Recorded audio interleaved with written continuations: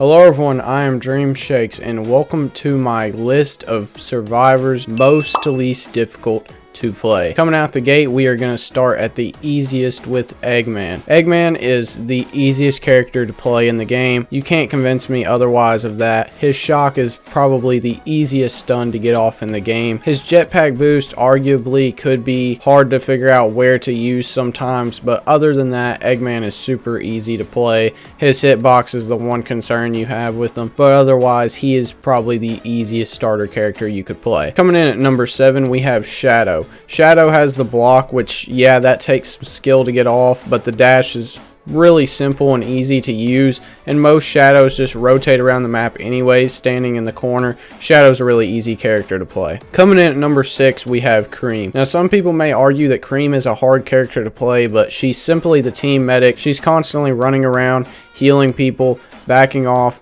going back and forth. There is aspects to her that can be difficult, such as constantly looking for your teammates, looking out for them, but also looking out for yourself. But overall, it's pretty simple. Heal, run, heal, run, heal, run. Yeah, that's pretty much Cream for you. Now, moving on to number 5, we have Tails. Now, Tails is arguably the hardest character to play when it comes to stuns. His stun is the arm cannon, which is super difficult to hit sometimes, but the concept of how you play Tails is really easy. You just shoot, run, shoot, run, shoot, run. Yeah, I mean, you basically do what Cream does, but you do it with a glide, actually. So it'd be shoot, glide, shoot, glide, shoot, glide. Pretty easy to me. You just shoot from the backcourt, back off behind your stunners, and if you can get the arm cannon down, then yeah, he's really good. Moving on to number 4, we have Sally.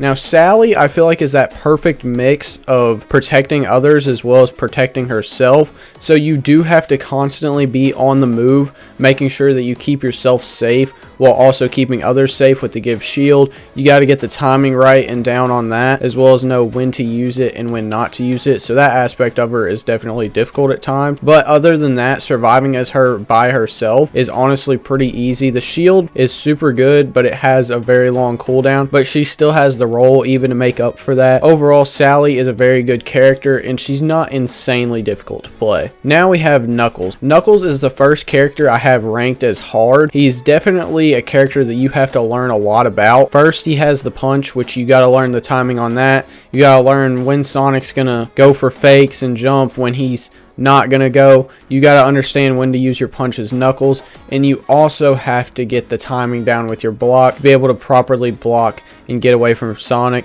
And just a little stigma for you, Knuckles is always seen as the dad of the group, so it's kind of also your job to make sure that everyone gets out. So if you want a little extra difficult tip there, then that's for you. Coming in at number 2, we have Amy. Amy has the hammer throw, which is super hard to get off, at least to me. I know there's people out there that can do it.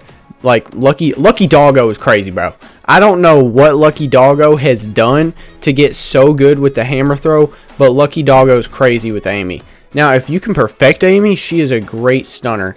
But her hammer throw is one of the hardest things to get off to me. Obviously, the hammer stun is just like Knuckles, but you know, the hammer throw is a whole different thing and you really have to be accurate when you use it. She has the roll to kind of make up for the difficulty of that, but you do have to still get around to that. And if you lose her hammer, then the roll's the only thing you got. You don't have any other ability to help you out. And at the number 1, the most difficult character to play in Sonic.exe The Disaster is Rouge. Rouge takes a certain level of patience and IQ to play. For one, you have to know the maps. You got to know the maps. You got to know where every spring's at. You gotta jump up on them, place a sensor down, place a sensor here, place a sensor here. You gotta rotate constantly, making sure that you get the sensors replaced when they are activated. You gotta know where the team's at. If you're playing with other people, you would have comms to be able to talk to each other and be like, hey, he's here right now, or hey, he's there. Obviously, everyone can see it, but nonetheless, it might be helpful if you want to rotate with teammates. And the only ability she has to keep herself safe if a chase is initiated